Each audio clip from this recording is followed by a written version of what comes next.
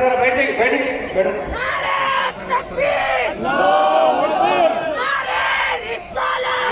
अल्लामा नूरानी मियां क़िबला की आमद हो चुकी है। आइए आप अपनी जगह से इस्तकबाल कीजिए।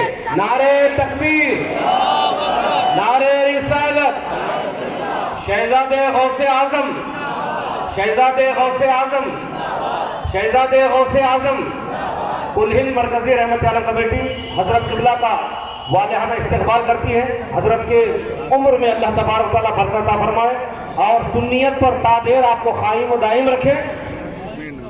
अल्लाह आपके वालिद बुजुर्गों को भी सलामत रखे। इस मरतबा दोनों ही अजीमुल मरतबा हस्तियों ने हमारी दावत को कबूल किया। अल्लाह तबारक व तआला इनको दिन दुगनी रात दुगनी तरक्की अता फरमाए।